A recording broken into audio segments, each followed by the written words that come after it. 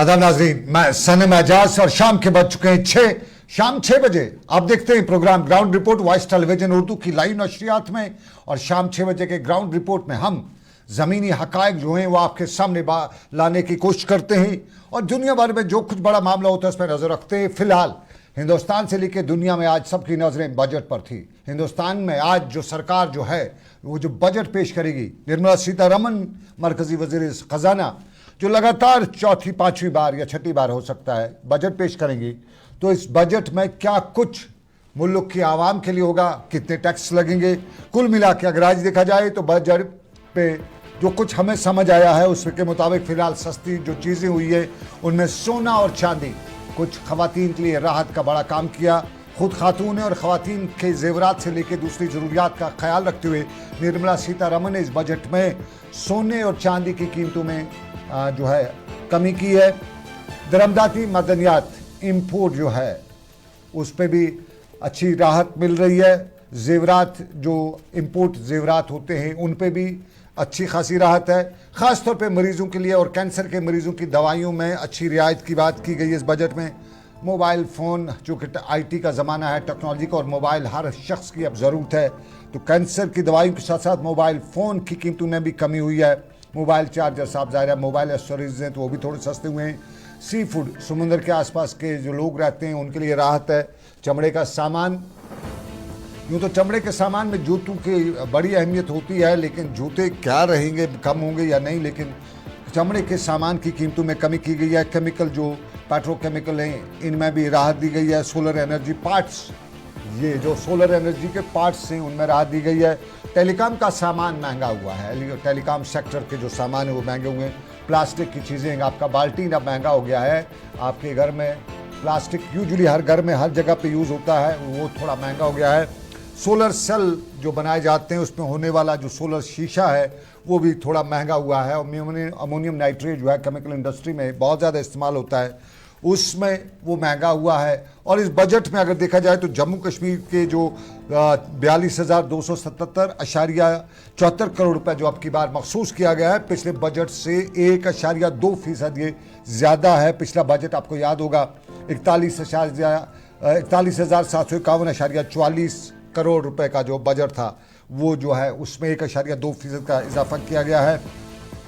जम्मू कश्मीर के वसाइल को एक तफरीक देने के लिए जो है 40,619.3 करोड़ रुपये इसके लिए बतौर सेंट्रल एड के मखसूस रखे गए हैं।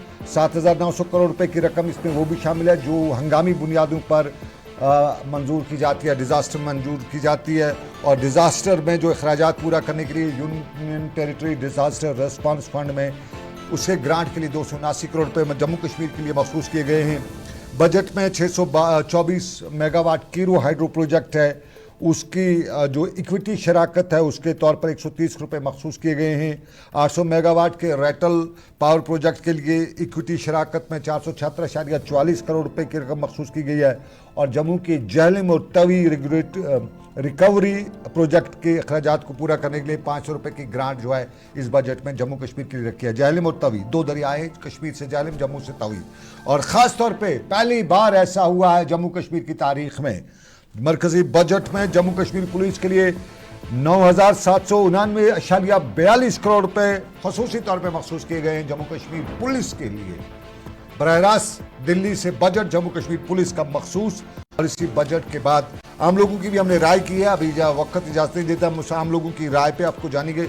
अक्सर ने इससे मिला जुला रद्दमल, इस पर रद्दमल का इजहार किया है और अक्सर इस पर कहते हैं कि ये बजट जो है कुछ खास नहीं है, कुछ कहते हैं बहुत अच्छा है। अपने अपनी मंशा, अपनी अपनी राय, लेकिन इसी राय और मंशा के बीच में ज़रा हम हालात वाक़ात के साथ साथ आपको सियासत के एक उस पहलू से भी बाखबर करेंगे जो जम्मू कश्मीर से लेकर मुल्क की सियासत के साथ जुड़ा हुआ है। लेकिन पहले जम्मू कश्मीर के हालात में जम्मू का खित्ते राजौरी का इलाका, खित्ते राजौरी के इलाके में आपको कल याद होगा मिलिटेंट्स का हमला हुआ था, फौज के नए नौसाख्ता कैंप पर हमला हुआ था। साथ में वहाँ पे एक वहाँ के बीडीसी जो हैं, डीडीसी मेंबर, उनके रिश्तेदार पर भी हमला हुआ था जिसमें वो ज़ख्मी हुए थे और उनके साथ साथ फौज के एक जवान ज़ख्मी होते। ये कल ही की बात है, लेकिन आज सुबह सुबह पहली खबर यही आई कि जम्मू के पुंछ ज़िले के बटल सेक्टर में एक बार फिर इन्फिल्ट्रेशन की कोशिश हुई है और फौज ने इस कोशिश को नाकाम बनाया है। और ये फौज ने इसका दावा भी किया और जम्मू में फौज ने ट्विटर पर, एक्स पर एक पोस्ट में इसकी जानकारी देते हुए बताया कि सुबह 3 बजे लाइन ऑफ कंट्रोल के बटल सेक्टर में दरअंदाजी इन्फिल्ट्रेशन की कोशिश की गई और इससे चौकस फौज ने नाकाम बना दिया और इसमें फायरिंग का भारी तबादला हुआ और इसमें फौज का एक जवान जख्मी भी हुआ है। मिलिटेंट्स का क्या नुकसान हुआ उसके बारे में कोई इसकी जानकारी नहीं दी गई है। कौन मिलिटेंट मारा गया, कोई मारा गया, नहीं मारा गया, कोई जानकारी नहीं है। लेकिन आपको अब जरा दूसरे सूरत हाल से रोशनास करते हैं। कावड़ की यात्रा और कावड़ की यात्रा के दौरान उत्तर प्रदेश की सरकार ने अब की बार कोई लिहाज नहीं किया था। आमतौर पर इल्जाम यह है कि यूपी में योगी की सरकार ने वहां दुकानदारों को, होटल मालकान को, ढाबे वालों को, जो भी कावड़ यात्रा के रास्ते में आ रहे थे उनको बताया कि अपने नाम अपनी दुकान पे आवेजान रखें, अपने यहाँ कारीगरों के नाम आवेजान रखें। और आमतौर पे इसमें यही बताया जाने लगा, आमतौर पे अंदाज़ा यही किया जाने लगा कि मखसूस फिरके को, मुसलमानों को पर्टिकुलरली टारगेट किया जा रहा है ताकि यात्रा के दौरान जो लोग वहाँ से गुजरें तो वो ये जान सकें ये मुसलमान है, इसकी दुकान से खरीदारी नहीं करिए। एक तरह से सोशल बाइकाट का बताया गया कि उत्तर प्रदेश की सरकार जो है वो कर रही है और मामला सुप्रीम कोर्ट तक पहुंचा। मुल्क में भी इसमें बड़े सवाल उठे थे। इवन के कुछ सियासी जमातों ने, खासतौर पर जो बीजेपी अलायंस हैं, उन्होंने इस पर सवाल उठाते हुए बताया कि नीतीश कुमार को खासतौर पर जनता दल यूनाइटेड के कश्मीर यूनिट ने, जीएम शाहीन ने बाकायदा तौर पर एक मीडिया कॉन्फ्रेंस के दौरान मरकजी सरकार में नीतीश कुमार को मशवरा दिया कि इससे बाहर आ जाना चाहिए, सरकार से बाहर आ जाना चाहिए। लेकिन मामला सुप्रीम कोर्ट तक पहुंचा और सुप्रीम कोर्ट ने कल अपने फैसले में राहत देते हुए बताया कि ऐसा किस देश में हुआ है, ऐसा हो नहीं सकता है, कोई बैच वैच नहीं। हाँ, इतना है कि आप अपनी दुकान पे, अपने कारोबार पे वेज और नॉन वेज, यानी आपके यहाँ गोश्त बिकता है या नहीं बिकता है, गोश्त पकाया जाता है नहीं पकाया जाता है, या आपकी सब्जी बनाते हैं, तो ये है, इसके लिए वेज और नॉन वेज का बोर्ड लगा देना है। बाकी और कोई बोर्ड वगैरह लगाने की जरूरत नहीं, कोई भी मजहबी आइडेंटिफिकेशन की नहीं है, क्योंकि हिंदू में बहुत से लोग जो हैं वो गोश्त नहीं खाते हैं, गोश्त को टच करना है, गोश्त को तरफ देखना भी मुनासिब नहीं। और मुसलमानों में भी, उत्तर प्रदेश के आसपास कई इलाकों में मुसलमान भी गोश्त नहीं खाते हैं।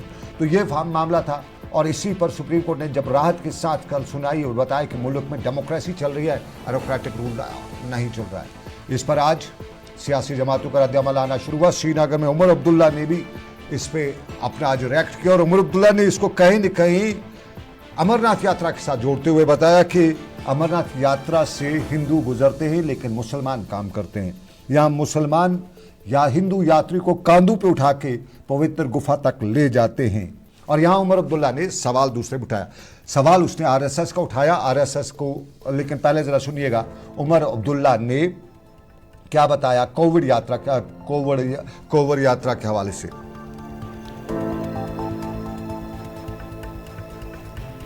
ऐसा ऑर्डर कभी होना ही नहीं चाहिए था। अब कांवरियों के लिए जो है ये वहाँ पे ऐलान करते हैं कि वहाँ दुकानदारों के नाम होने चाहिए। ठीक है, अगर ये मुसलमानों को उस यात्रा से दूर रखने के लिए था तो खुदारा मुझे ये बताइए ना, यहाँ पे जब यात्रा होती है तो मुसलमानों के बिना वो यात्रा मुमकिन ही नहीं है। अमरनाथ की यात्रा करने वाले जो यात्री हैं वो मुसलमानों के कंधों पे बैठ के यात्रा करते हैं। यात्रा कश्मीर से होकर गुजरती है और पूरे मुस्लिम एरिया से होकर गुजरती है। 99.9% मुस्लिम एरिया है। उमर अब्दुल्ला बता रहे थे कि ये हिंदुस्तान में इस तरह की सियासत जो बीजेपी कर रही है, सिर्फ लोगों में उनको वो जानते हैं कि मुल्क में इस तरह की सियासत होगी तभी इस तरह का बंटवारा करने की वो कोशिश करेंगे बीजेपी वाले, तभी ये सब कुछ चल सकता है। ये उमर अब्दुल्ला बता रहे। लेकिन उमर अब्दुल्ला ने बड़ा जो बीजेपी जो सरकार का फैसला है जिसमें सरकार ने सरकारी तकारीब में, आरएसएस की तकारीब में, सरकारी मुलाजमीन को आरएसएस की तकारीब में हिस्सा लेने और सरगर्मियों में हिस्सा लेने की जो इजाज़त दी है, उस पर जो पाबंदी उन पर थी उसको ख़त्म करने की बात की। उमर अब्दुल्ला ने कहा अब तो चलिए वहाँ पे वो आरएसएस के दफातर में सरकारी मुलाजमीन को इजाज़त देते, तो जहाँ मुल्क में सरकारी मुलाजमीन में पॉलिटिकल पार्टीज़ में भी जो पॉलिटिकल पार्टीज़ की तकारीब होती हैं, उनके जो जलसे उससे जिंदाबाद मुर्दाबाद के नारे होते हैं, उसमें भी इजाज़त मिलनी चाहिए। उमर अब्दुल्ला का ये सवाल ये उमर अब्दुल्ला ने बात की। उमर अब्दुल्ला ने क्या बताया, इसी पे हम डॉक्टर ताहिर चौधरी बीजेपी के बड़े लीडर हैं, उनसे भी जानेंगे कि आरएसएस बीजेपी एक ही बताया जाता है, तो क्या है उनका राय। लेकिन पहले उमर अब्दुल्ला सुनिएगा।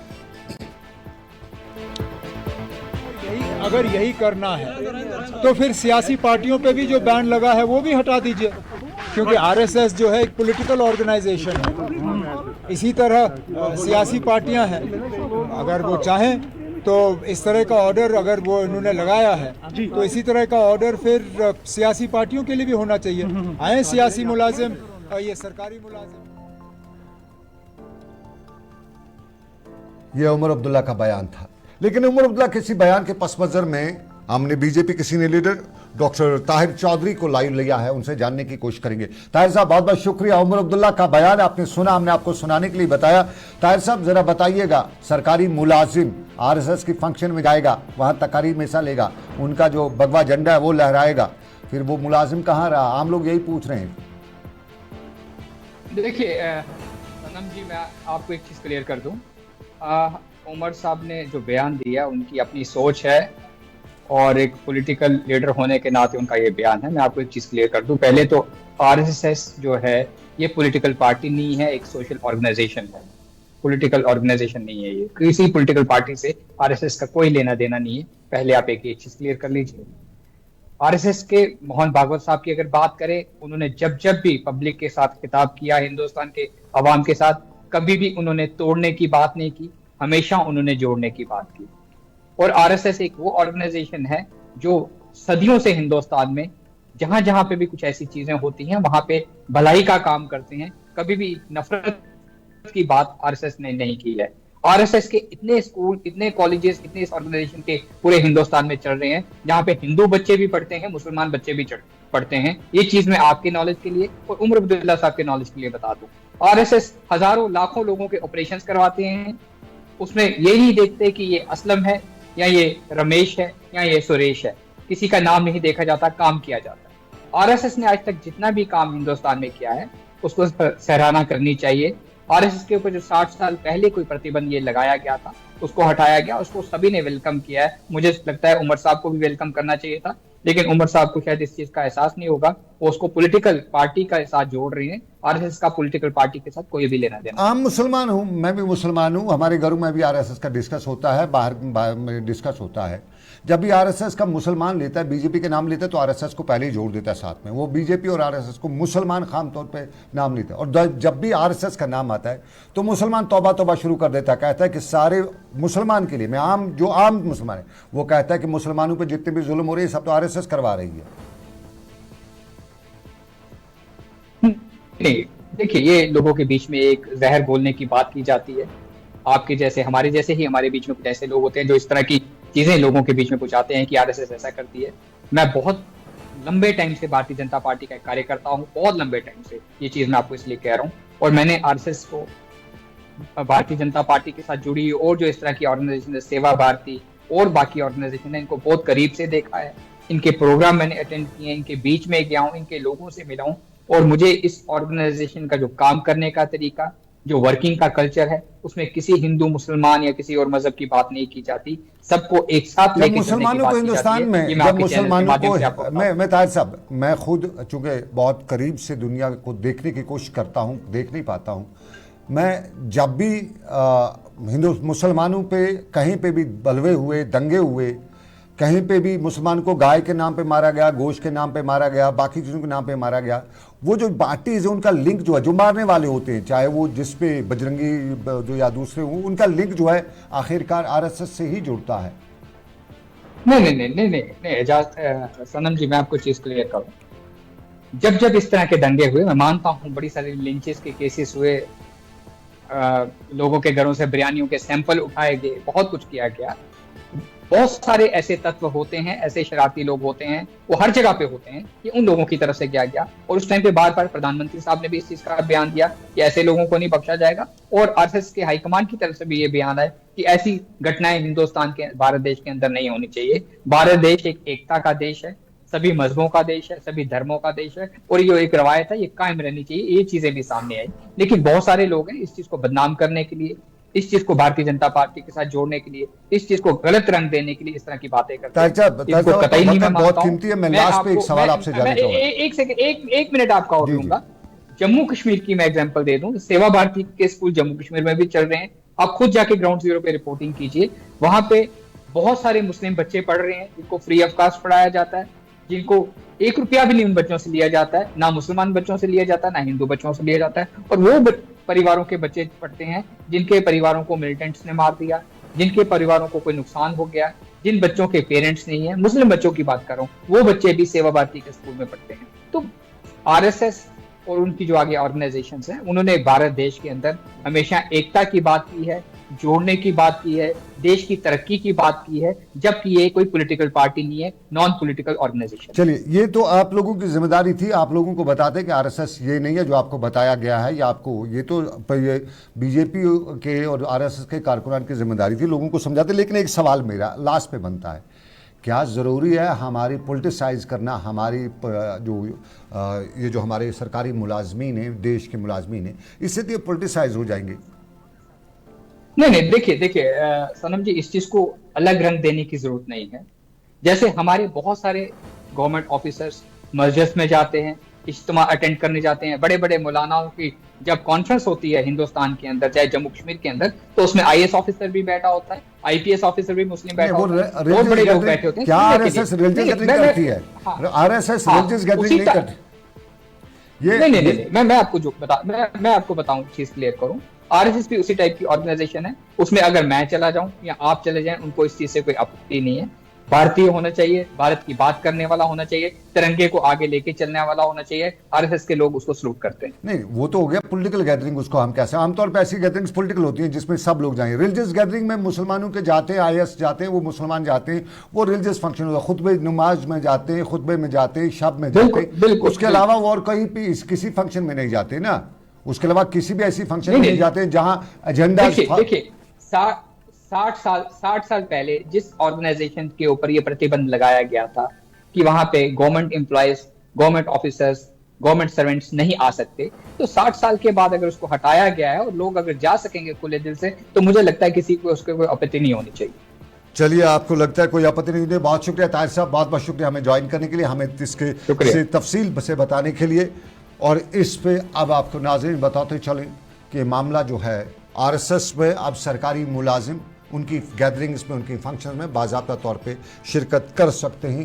ये पाबंदी लगी थी, इसको हटा दिया गया है। और अब नाज़रीन सियासत में एक और रुख लेते हैं। पिछले हफ्ते से या पिछले 15 दिनों से कश्मीर में जहां पीडीपी में आने का नहीं बल्कि आने की बातें की जा रही थी, वहीं कांग्रेस में भी ऐसी कुछ खबरें आ रही थी और इनमें कुछ नाम भी लिए जा रहे थे।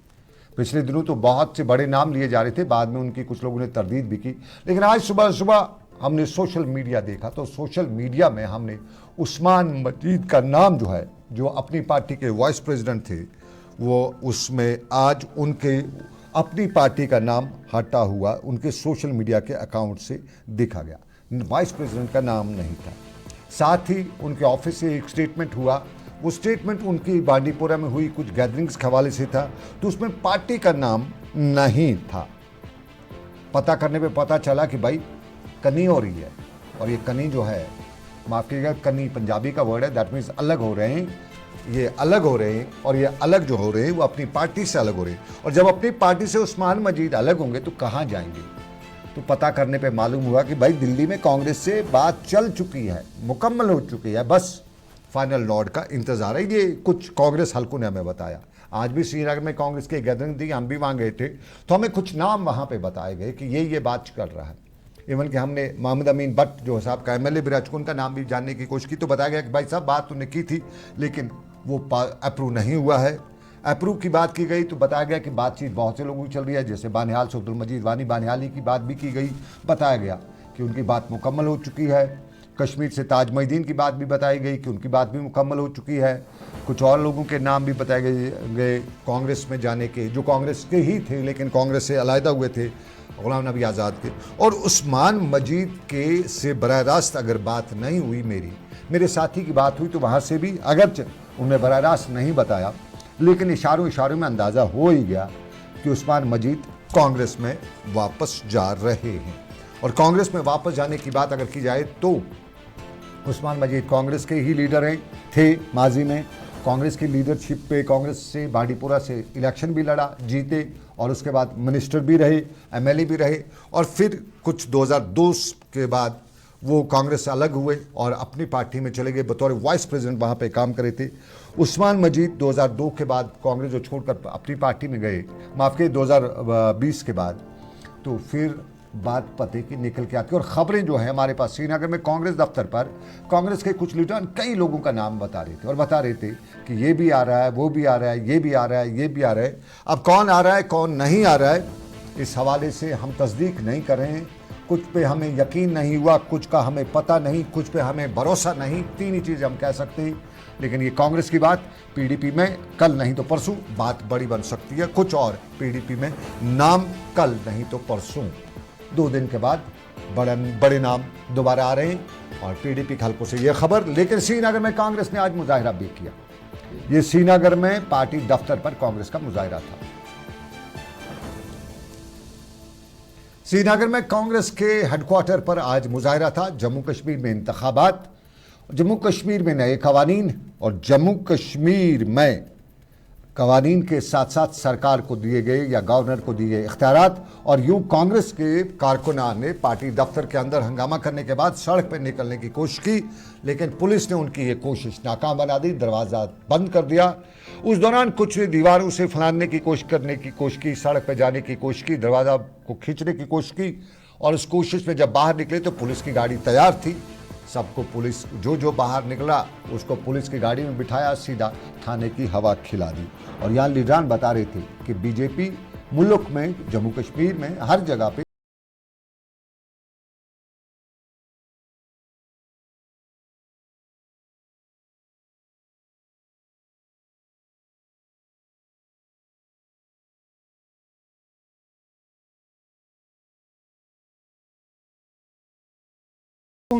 कश्मीर खास कर पर्टिकुलरली जम्मू कश्मीर के लिए पास करके यहाँ डिमोरलाइज करना चाहते हैं यहाँ के लोगों को, उसके खिलाफ है ये प्रोटेस्ट।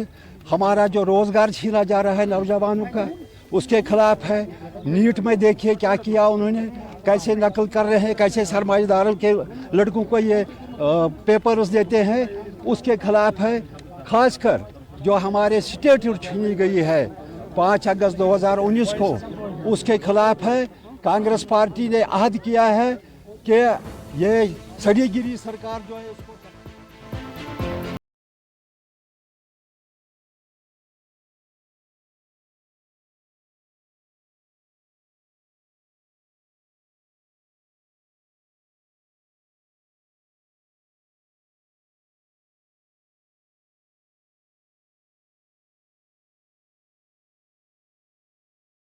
और ये मुझे बता रहे हैं कि नहीं, उनकी बात नेशनल कॉन्फ्रेंस से भी हो रही है। तो नेशनल कॉन्फ्रेंस जाएंगे या कांग्रेस, मैं किसी की खबर की ना तरदीद ना तस्दीक कर रहा हूँ। उस्मान मजीद से हम कोशिश करेंगे, जानने की कोशिश करेंगे। रात 9 बजे मौका मिला तो हम उस्मान मजीद का रिएक्शन भी लेंगे। लेकिन आपको बताते चलें, पीडीपी के रिएक्शन में पीडीपी का यौम तासीस भी आ रहा है। और फिर श्रीनगर में जब पीडीपी की कमान श्रीनगर पार्टी के उस लीडर ने संभाली हो जो कभी पीडीपी का दबदबा हुआ करता था, मोहम्मद खुर्शीद आलम, तो फिर पीडीपी का यौम तासीस होना ही चाहिए श्रीनगर में ख़ास तौर पे। और इसी हवाले से आज श्रीनगर में खुर्शीद आलम से लेकर दूसरे लीडरान की निगरानी में सरबराही में पार्टी की एक मीटिंग भी मुनक्कद हुई। और इस मीटिंग में पीडीपी की यौम तासीस के हवाले से लाहेअमल तैयार किया गया। मोहम्मद खुर्शीद आलम, जिनके बारे में आमतौर पर बहसत मैनेजर के माना जाता है, और किसी भी चीज़ को कोई भी कितने कठिन हो उसको अगर हैंडल करना हो तो उसको मोहम्मद खुर्शीद आलम के बारे में आमतौर पर राय यही है कि उसको बड़े सलूक से और बड़ी खुश उसलूबी के साथ अंजाम तक पहुंचाते हैं। तो यौम तासीस के हवाले से बड़ा शो करना और बड़े शो में बड़े लोगों की आमद, और इस पर मोहम्मद खुर्शीद आलम जो काम कर रहे हैं, इस हवाले से आज उन्होंने बताया कि यौम तासीस आ रहा है और यौम तासीस पे के लिए हम वर्कआउट कर रहे हैं।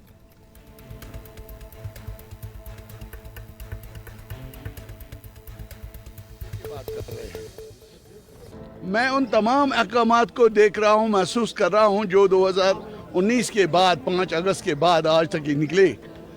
हर हुक्म के दरमियान, इन बिटवीन द लाइन्स अगर आप देखेंगे, रियासत जम्मू कश्मीर के लोगों के जज्बात और एहसासात को रौंदने का कहीं ना कहीं जिक्र होता है। They want us to crumble. वो साइकोलॉजिकली हमें दबाकर 2 नंबरी बनाना चाहते हैं। महबूबा मुफ्ती एक वाहिद क़यादत है जो उनके